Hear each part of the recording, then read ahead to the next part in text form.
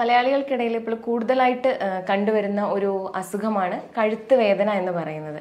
കഴിഞ്ഞ ദിവസം എൻ്റെ ഒ പിയിൽ ഒരു പേഷ്യൻ്റ് വന്നു. കഴുത്തിന് നല്ല വേദനയാണ്. അത് കയ്യിലേക്ക് റേഡിയേറ്റ് ചെയ്ത് വരുന്നുണ്ട്. അത് ചെസ്റ്റിൻ്റെ ഭാഗത്തേക്ക് ആ വേദന ഇറങ്ങണ പോലെ തോന്നുന്നു. തലയിലേക്ക് വേദന വരുന്നുണ്ട്. ഈ വേദന അധികമായിട്ട് വരുന്ന സമയത്ത് തലയ്ക്ക് പെരുപ്പ് അനുഭവപ്പെടുന്നു. കൈകളിലേക്ക് മലയാളികൾക്കിടയിൽ ഇപ്പോൾ കൂടുതലായിട്ട് കണ്ടുവരുന്ന ഒരു അസുഖമാണ് കഴുത്ത് വേദന എന്ന് പറയുന്നത്. കഴിഞ്ഞ ദിവസം എൻ്റെ ഒ പിയിൽ ഒരു പേഷ്യൻ്റ് വന്നു. കഴുത്തിന് നല്ല വേദനയാണ്. അത് കയ്യിലേക്ക് റേഡിയേറ്റ് ചെയ്ത് വരുന്നുണ്ട്. അത് ചെസ്റ്റിൻ്റെ ഭാഗത്തേക്ക് ആ വേദന ഇറങ്ങണ പോലെ തോന്നുന്നു. തലയിലേക്ക് വേദന വരുന്നുണ്ട്. ഈ വേദന അധികമായിട്ട് വരുന്ന സമയത്ത് തലയ്ക്ക് പെരുപ്പ് അനുഭവപ്പെടുന്നു. കൈകളിലേക്ക് ആ വേദന ഒരു ബലക്കുറവിനെ കൊണ്ടുവരുന്നു. അങ്ങനെ രീതിയിലൊക്കെ പേഷ്യൻ്റ് എന്നോട് പറയണ്ടേ. അപ്പോൾ ഈ പേഷ്യൻ്റ് ഒരു ബിസിനസ് മാൻ ആണ്. കൂടുതലായും ലാപ്ടോപ്പ് അല്ലെങ്കിൽ കമ്പ്യൂട്ടർ യൂസ് ചെയ്യുന്ന ഒരു ആളായിരുന്നു അത്. അതുപോലെ തന്നെ നമുക്കറിയാം, ഈ ബിസിനസ് മാൻ എന്ന് പറയുമ്പോൾ തന്നെ കൂടുതലായിട്ടും ടെൻഷൻ, സ്ട്രെസ് വളരെയധികം അനുഭവിക്കുന്ന ഒരു ആൾ കൂടിയാണ്. അപ്പോൾ ഈ ഒരു കഴുത്തുവേദനയും ഈ ജോലിയും സ്ട്രെസ്സും ഒക്കെ തമ്മിലുള്ള ബന്ധം എന്താണെന്ന് നിങ്ങൾക്കിപ്പം സംശയം തോന്നിയേക്കാം. അതായത് കഴുത്ത് വേദന കൂടുതലായിട്ടും വരുന്നത് നമ്മളുടെ കഴുത്ത് ശരിയല്ലാത്ത രീതിയിൽ വെച്ചുകൊണ്ടുള്ള ജോലികൾ ചെയ്യുമ്പോഴാണ്. അതായത് ഈ ഒന്നുകിൽ IT പ്രൊഫഷണൽസ് അല്ലെങ്കിൽ കമ്പ്യൂട്ടർ, ലാപ്ടോപ്പ്, മൊബൈൽ തുടങ്ങിയിട്ടുള്ള ഗാഡ്ജറ്റ്സ് കൂടുതലായിട്ടും ഉപയോഗിക്കുന്നത്. അത് തന്നെ ശരിയല്ലാത്ത പൊസിഷനിൽ കഴുത്ത് വെച്ചുകൊണ്ട് അത് യൂസ് ചെയ്യുന്ന സമയത്താണ് കഴുത്തിൻ്റെ ഡിസ്കുകളിലേക്ക് കൂടുതലായിട്ട് പ്രഷർ അനുഭവപ്പെടുകയും അത് കയ്യിലേക്കുള്ള ഞരമ്പുകളെ പ്രസ് ചെയ്യുകയും ഈ പറഞ്ഞ രീതിയിലുള്ള റേഡിയേറ്റിംഗ് ആയിട്ടുള്ള വേദനയും ബലക്കുറവും തരിപ്പും ഒക്കെ അനുഭവപ്പെടുകയും ചെയ്യുന്നത്. ഇപ്പം നിങ്ങൾക്ക് സംശയം തോന്നിയേക്കാവുന്നത് ഈ സ്ട്രെസ്സ് എങ്ങനെയാണ് കഴുത്ത് വേദനയിലേക്ക് നയിക്കുന്നത് എന്നുള്ളതാണ്. ഇതൊരു സൈക്കിളാണ് ആക്ച്വലി. അതായത് ഏറെ കാലമായിട്ട് സ്ട്രെസ്സോ അല്ലെങ്കിൽ ആങ്സൈറ്റി അല്ലെങ്കിൽ ഒരു ഡിപ്രഷൻ നേരിടുന്ന ഒരു ആളാണ് എങ്കിൽ അയാൾ അറിയാതെ തന്നെ ശരീരത്തിൽ ചില ഹോർമോൺസ് അല്ലെങ്കിൽ രാസവസ്തുക്കൾ റിലീസ് ചെയ്യുകയും അത് നെക്കിലെ മസിൽസിനെയും നടുവിൻ്റെ മസിൽസിനെയും അറിയാതെ ടൈറ്റൻ ചെയ്യുകയും ചെയ്യുന്നു. അപ്പോഴത് നടുവേദനയിലേക്കോ അല്ലെങ്കിൽ കഴുത്ത് വേദനയിലേക്കോ നയിച്ചേക്കാം.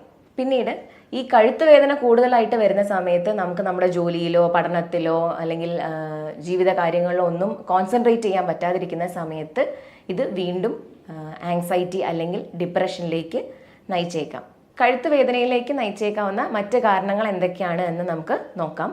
പ്രധാനമായും പ്രായം കൂടുന്തോറും വരുന്ന ഒരു അസുഖമാണ് തേയ്മാനം എന്ന് പറയുന്നത്. മറ്റ് ശരീരഭാഗങ്ങളെ ബാധിക്കുന്ന പോലെ തന്നെ നട്ടെല്ലിനെയും ഡിസ്കിനെയും ഈ ഒരു അവസ്ഥ ബാധിച്ചേക്കാം.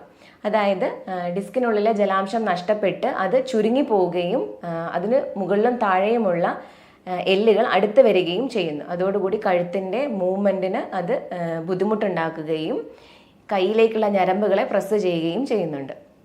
ഇതേപോലെ തന്നെ മറ്റൊരു കാര്യമാണ് പാരമ്പര്യം എന്ന് പറയുന്നത്. ചില ഫാമിലിയിൽ ഈ ഒരു ഡിസീസ് റൺ ചെയ്തേക്കാം. അതായത് ചില ആളുകൾക്ക് ഇത് പാരമ്പര്യമായി ഈ അസുഖം വരാനുള്ള സാധ്യതയുണ്ട്. അതേപോലെ തന്നെ മറ്റൊരു കാര്യമാണ് സ്മോക്കിംഗ്. പുകവലിയുള്ള ആളുകൾക്ക് സെർവൈക്കൽ സ്പോണ്ടൈലോസിസ് വരാനുള്ള സാധ്യത അല്ലെങ്കിൽ കഴുത്ത് വേദന വരാനുള്ള സാധ്യത വളരെ കൂടുതലാണ്. ഒരു രോഗി കഴുത്ത് വേദനയുമായി നമ്മുടെ അടുത്ത് വരുന്ന സമയത്ത് അയാൾക്ക് ആ കഴുത്ത് വേദന വന്നതിൻ്റെ കാരണം എന്താണ് എന്നുള്ളത് തിരിച്ചറിയുകയാണ് ആദ്യത്തെ നടപടി. അതായത് ചില ആളുകൾക്ക് ജോലി സംബന്ധമായിട്ടായിരിക്കാം ഈ ഒരു അസുഖം വന്നിട്ടുണ്ടാവുക. ഇപ്പോൾ കഴുത്ത് ശരിയല്ലാത്ത രീതിയിൽ വെച്ചുകൊണ്ട് ഒരുപാട് നേരം ലാപ്ടോപ്പോ കമ്പ്യൂട്ടറോ യൂസ് ചെയ്യുന്നത് കൊണ്ട് ഈ ഒരു രീതിയിലുള്ള കഴുത്ത് വേദന വന്നേക്കാം. അത് ചിലപ്പോൾ മസിൽസിൻ്റെ അല്ലെങ്കിൽ ലിഗമെൻസിൻ്റെ സ്റ്റിഫ്നെസ് കൊണ്ട് മാത്രം വരുന്ന ഒരു കഴുത്ത് വേദനയാവാം. അല്ലെങ്കിൽ കൂടുതലായിട്ട് ഒരുപാട് നാളുകളായിട്ട് ഈ ഒരു രീതിയിൽ തന്നെയുള്ള ജീവിതശൈലി ഫോളോ ചെയ്തു വരുന്ന ഒരാളാണെങ്കിൽ അത് തേയ്മാനത്തിലേക്കും അതേപോലെ തന്നെ ഡിസ്ക് ബൾജിലേക്കും നയിച്ചിട്ടുണ്ടാവാം. അത് തിരിച്ചറിയുക എന്നുള്ളത് വളരെ പ്രധാനപ്പെട്ട ഒരു കാര്യമാണ്. അതിനായിട്ടാണ് നമ്മൾ എക്സ്റേ അല്ലെങ്കിൽ MRI പോലെയുള്ള ഇൻവെസ്റ്റിഗേഷൻസ് ഉപയോഗിക്കുന്നത്. അപ്പോൾ കഴുത്ത് വേദന നമ്മൾ ഏത് കാരണം കൊണ്ടാണ് എന്ന് തിരിച്ചറിഞ്ഞതിന് ശേഷമാണ് നമ്മൾ അതിൻ്റെ ചികിത്സയിലേക്ക് പോകുന്നത്. നിങ്ങൾ ഒരു കഴുത്ത് വേദന ഉള്ള ആൾ ആണ് എങ്കിൽ അത് എപ്പോഴും നമ്മുടെ മനസ്സിൽ ഈ ഒരു കാര്യം വെച്ചുകൊണ്ടായിരിക്കണം നമ്മുടെ ജീവിതം മുന്നോട്ട് കൊണ്ടുപോകുന്നത്. അതായത് നമ്മുടെ ജീവിത ശൈലിയിൽ ചില മാറ്റങ്ങൾ നമ്മൾ വരുത്തേണ്ടതായിട്ട് വരാം. അതായത് നിങ്ങളൊരു IT പ്രൊഫഷണലോ അല്ലെങ്കിൽ ആ രീതിയിലുള്ള ജോലി ചെയ്യുന്ന ആൾ ആണ് എങ്കിൽ എപ്പോഴും കമ്പ്യൂട്ടർ അല്ലെങ്കിൽ ലാപ്ടോപ്പ് യൂസ് ചെയ്യുന്ന സമയത്ത് കണ്ണിന് നേരെ ലെവലിൽ വരുന്ന രീതിയിൽ തന്നെ ലാപ്പ് അല്ലെങ്കിൽ കമ്പ്യൂട്ടർ യൂസ് ചെയ്യാനായിട്ട് ശ്രദ്ധിക്കേണ്ടതുണ്ട്. എപ്പോഴും കഴുത്ത് സ്ട്രെയിറ്റ് ആയിട്ട് വെച്ച് സ്പൈൻ സ്ട്രെയിറ്റ് ആയിട്ട് തന്നെ വെച്ചുകൊണ്ട് ജോലി ചെയ്യാൻ ശ്രദ്ധിക്കേണ്ടതായിട്ടുണ്ട്.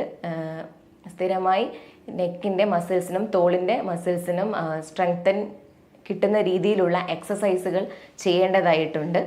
വളരെ മൈൽഡായിട്ടുള്ള രീതിയിലുള്ള കഴുത്ത് വേദന ആണ് എങ്കിൽ ഇത് നമുക്ക് ഹോം റെമഡീസ് കൊണ്ട് തന്നെ ഒരു പരിധി വരെ അതിനെ കൺട്രോൾ ചെയ്യാനായിട്ട് സാധിക്കും. അതായത് ചെറിയ രീതിയിലുള്ള എക്സസൈസുകൾ ചെയ്യുക. എക്സസൈസുകൾ എന്ന് ഉദ്ദേശിക്കുമ്പോൾ കഴുത്തിന് ബലം കിട്ടുന്ന രീതിയിലുള്ള, കഴുത്തിൻ്റെ മസിൽസിന് ബലം കിട്ടുകയും അതേപോലെ തന്നെ സ്ട്രെച്ചിങ് കിട്ടുകയും ചെയ്യുന്ന എക്സസൈസുകളാണ് നമ്മൾ ചെയ്യേണ്ടത്. അതേപോലെ തന്നെ ചെയ്യാവുന്ന മറ്റൊരു കാര്യമാണ് ചൂട് പിടിക്കുക എന്നുള്ളത്. കാലങ്ങളായിട്ട് നമ്മുടെ വീട്ടിൽ തന്നെ എല്ലാവരും ചെയ്തു വരുന്നൊരു കാര്യമാണ് മസിലിന് വേദന വരുന്ന സമയത്ത് ചൂട് പിടിക്കുക എന്നുള്ളത്. അതേപോലെ തന്നെ റെസ്റ്റ്, ഏറ്റവും ഇമ്പോർട്ടൻ്റ് ആയ മറ്റൊരു കാര്യമാണ് റെസ്റ്റ് എന്നുള്ളത്. ഇതിൽ എക്സസൈസുകളിൽ എങ്ങനെയാണ് ചെയ്യേണ്ടതെന്ന് നോക്കാം. വളരെ എളുപ്പത്തിൽ ചെയ്യാവുന്ന ചില എക്സസൈസുകൾ ഞാനിപ്പോൾ ചെയ്ത് കാണിക്കാം.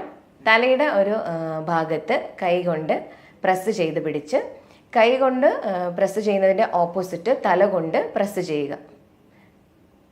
അത് ചെയ്യുമ്പോൾ 1 മുതൽ 10 വരെ എണ്ണുക.